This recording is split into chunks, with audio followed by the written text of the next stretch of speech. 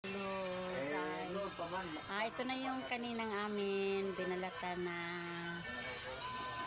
bunga ng malunggay at saka yung may talong, kalabasa at okra. Ayan, at ampalaya. Ngayon ito na ay kami ay kakain na. Kain tayo.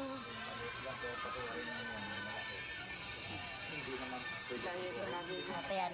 Ito namin naman kanin ay dahil kami sa kanin. Ngayon gagawin na namin, ipapapakay na lang namin itong aming gulay.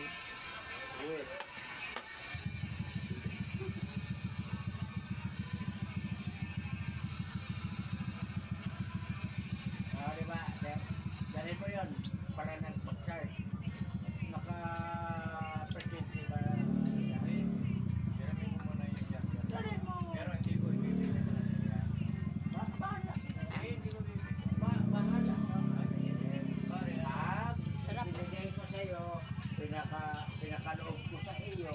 Pare, maniwala ka ba? Yung radyo ko binigay sa'yo, kusang loob ko yun.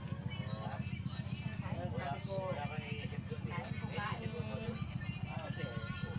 Alam ko naman din na kailangan mo. Bigay ko. Kasi sa akin yan Pare, dalawang radyo. Dalawang kaya nga sabi ko, ano ba yan ito? Bakluhan? O ano ba? Anong luto talaga ng bunga ng malunggay? Napakasarap talaga. Kahit anong ihalo mo, yung sardinas man, o kiniling, o isda, o inihaw, napakasarap. Kahit wala na, kahit igisa mo lang sa bawang sibuyas, okay na. No, dagdag pa natin Tama na ito. yan. Ikaw mga ganyan gumawa ng mga ganyan. Sarap. Ay, si Kuan, sikat yan. O Sarap talaga. Vlogger? Sikat yan, magaling yan. Vlogger din. Sikat lang yan kanyang Kuan, pero malinis ang Kasi ano, pangalan ito? Mayroon o tradisyon ano yung tikok ay hindi yung bahag si bahag press.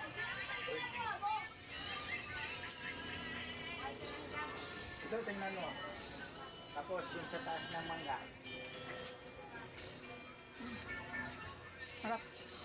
Yan, nasasarap ko lang.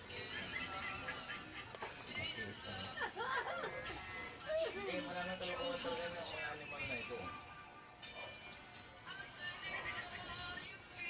Uubusan ko nitong kasama ko kumain kasi busy sa sepo. Tinitingnan siya. Tinitingnan ko lang siya. Sabi Pare, magluto ka bukas. Nakahalata.